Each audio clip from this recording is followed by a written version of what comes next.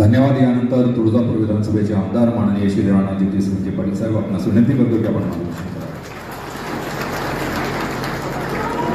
आपले आदरणीय पालकमंत्री सावंत सर, आदरणीय रवी सर, आता ज्यांनी आपल्याला संबोधित केलं ते आमचे मित्र, आपले सख्खे शेजारी सन्माननीय आमदार राजाभाऊ राऊत,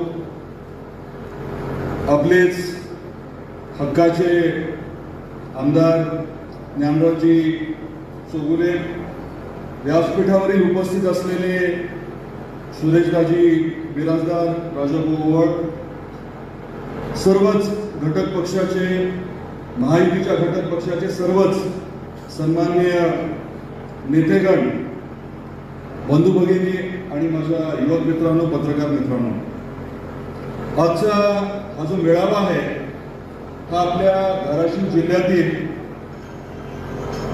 जे प्रमुख पदाधिकारी आहेत महायुतीच्या घटक पक्षाचे, यांचा हा आजचा आपला मेळावा. आपण सर्व या जिल्ह्यातले प्रमुख आहात.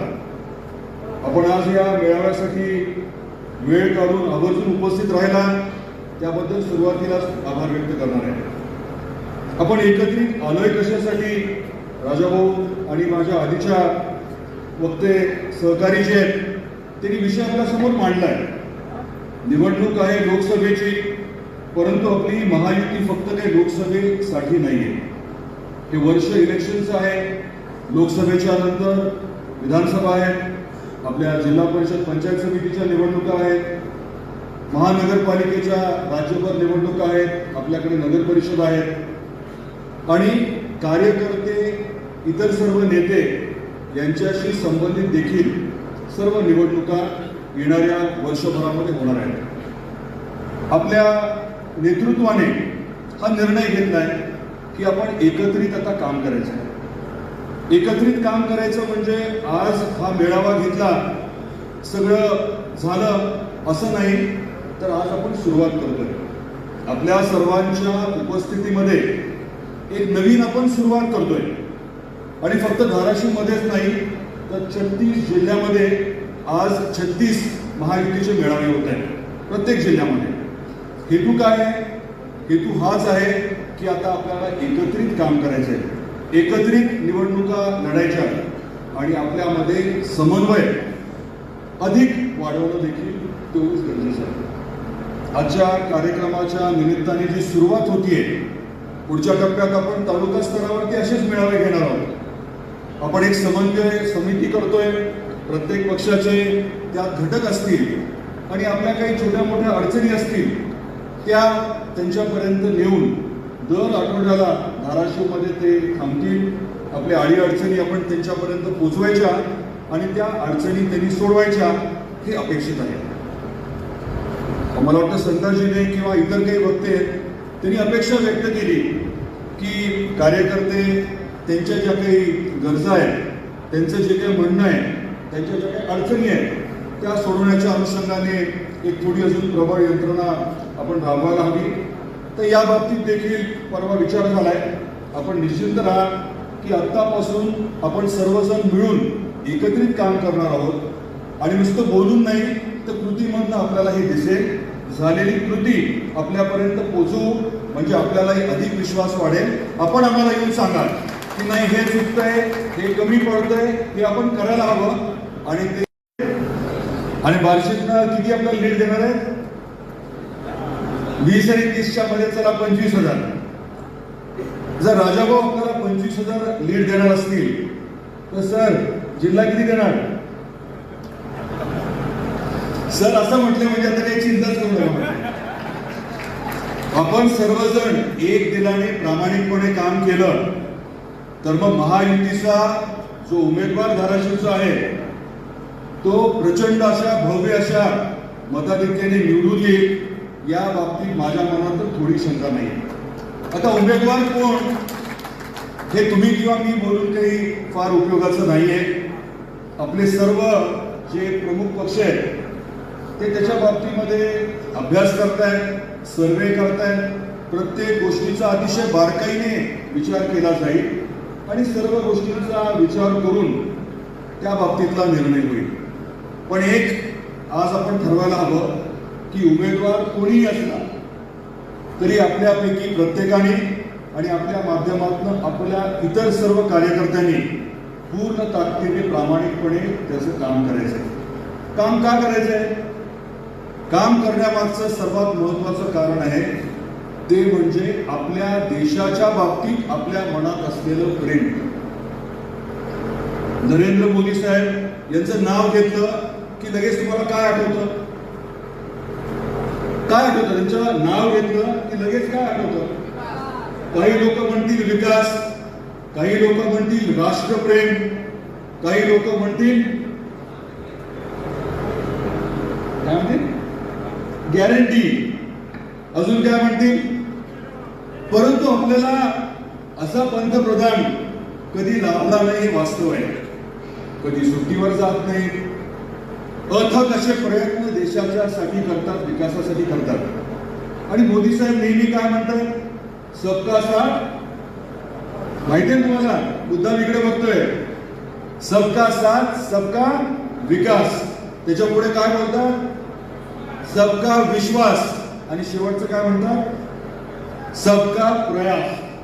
तुम्ही विचार करा, या चारही गोष्टी आपण सर्वांनी मिळून एकत्र केल्या तर आपण कुठेतरी कमी पडू शकतो का? प्रश्नच येत नाही. आज जगातले सगळ्यात लोकप्रिय नेते म्हणून मोदी साहेब यांना आपण सर्वजण जाणतो. 22 तारखेला काय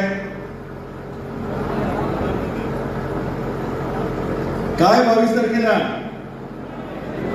प्राण प्रतिष्ठा आहे. रामलला त्या तंबूतनं भव्य अशा मंदिरामध्ये त्यांची प्राण प्रतिष्ठापना करण्यात येणार आहे. आपल्याला कल्पना आहे तो दिवस कसा साजरा करायचा आहे? सगळ्यांना माहिती आहे ना, अभूतपूर्व अशी प्रचंड उत्साहामध्ये आपण दिवाळी साजरी करतोय. प्रत्येक घरापर्यंत अयोध्येच्या अक्षता पोहोचल्या का? त्या पोहोचल्या का नाही हे बघण्याची देखील जबाबदारी आपल्या सर्वांची आहे. प्रभू रामचंद्र सर्वांचे आहे, छत्रपती शिवाजी महाराज सर्वांचे आहे, डॉक्टर बाबासाहेब आंबेडकर सर्वांचे आहे. या बाबतीमध्ये वेगळं काही सांगण्याची आपल्याला आवश्यकता आहे असं मला वाटत नाही. आता आपल्याला गरज कशाची आहे?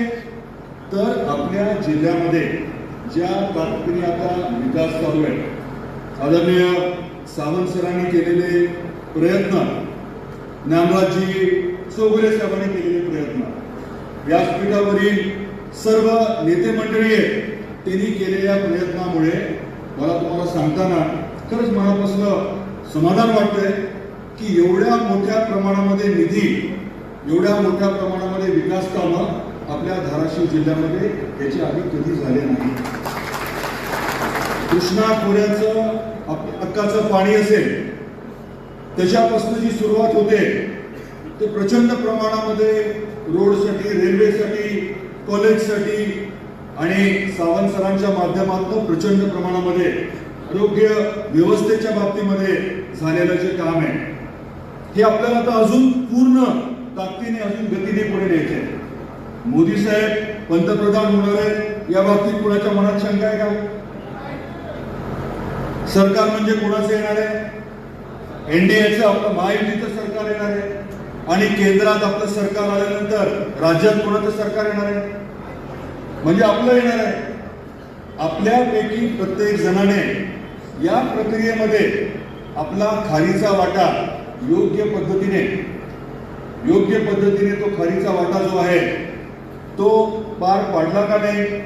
तो जो काही कामाच्या बाबतीमध्ये, परिश्रमाच्या बाबतीमध्ये, वेळ देण्याच्या बाबतीमध्ये आपण आपलं जे काही कर्तव्य आहे ते पूर्ण केलं का नाही हे मात्र निश्चितपणे महत्वाचं ठरणार आहे. भारतीय जनता पार्टीमध्ये आता प्रक्रिया जी आहे ती निरंतर अनेक महिन्यांपासून चालू आहे. प्रत्येक बूथमध्ये 11ची बूथची समिती, 20च्या आसपास 50 प्रमुख, याच्यापासून सुरुवात आणि एकानंतर एक कार्यक्रम जे आहेत ते सातत्याने चालू आहे. आता नमो चषक चालू आहे, ती प्रक्रिया पूर्ण ताकदीने चालू आहे. वेगवेगळे कार्यक्रम आता जे चालू आहे त्याच्यामध्ये माझी आपल्या सर्वांना विनंती आहे, महायुतीचे घटक पक्ष जे आहेत त्यांना विनंती आहे की आपण देखील आवर्जून सहभागी व्हावं आणि भारतीय जनता पार्टीचे नेते कार्यकर्ते यांना देखील मी विनंती करणार आहे की त्यांना आपण आवर्जून सामावून घेणं ही देखील अतिशय काळाची गरज आहे. जनता आपल्याला अतिशय बारकाईने बघते. महायुती म्हणजे एकत्रित स्टेजवरती बसले आणि एक कार्यक्रम केला म्हणजे लोक आपल्याबद्दल समाधानी आहेत, आपल्याबद्दल पूर्ण विश्वास ठेवतील अशातला भाग नाही. आपल्या कृतीमधनं हे सगळं दिसणं गरजेचं आहे. आपण कोणाबरोबर बसतो, कोणाबरोबर बोलतो, आपण काय कृती करतो हे बारकाईने जनता बघत असते. त्यामुळे आपल्या सर्वांकडनं आता मोठ्या अपेक्षा आहेत. कारण तुम्ही काम करताय ते फक्त स्वतःसाठी करत नाही आहात, फक्त स्वतःच्या पक्षासाठी करत नाही आहात किंवा फक्त तुम्ही स्वतःच्या जिल्ह्यासाठी करत नाही आहात, राज्यासाठी करत नाही आहात, तर तुम्ही देशासाठी करताय. देशप्रेम जी आहे ती भावना सर्वोत्तम ठेवून, सगळ्यात वरती ठेवून आपण काम करणं ही खरं तर काळाची गरज आहे. भाषण बरंच लांबत चाललंय. भूक लागली की नाही? जेवणाची सर्वांसाठी सोय आहे. आपण सर्वांनी जेवण केल्याशिवाय जायचं नाहीये. पण मुद्दा परत आपल्या या कार्यक्रमाचा जो आहे तो एकत्रित फक्त आपण दिसून उपयोगाचा नाही, एकत्रित आपण आता काम करण्याची गरज आहे. परत आपल्याला विश्वास देतो की आपल्या ज्या अडचणी आहेत, आपल्याला कुठे वाटत असेल की आम्हाला थोडंसं बाजूला ठेवलं, आम्हाला बरोबर घेतलं नाही, तर हे सर्व आता इतिहास जमा आपल्याला करायचे आहे. आणि इतिहास जमा करण्यासाठी आपल्यापैकी प्रत्येकाचा देखील त्याच्यामध्ये सहभाग जो आहे तो खूप गरजेचा ठरणार आहे. आपण या पूर्ण प्रक्रियेमध्ये ताकदीने साथ द्यावी ही आपल्या सर्वांना विनंती करतो आणि अधिक वेळ न घेता आपल्या सर्वांना शुभेच्छा देऊन थांबतो. जय हिंद, जय महाराष्ट्र.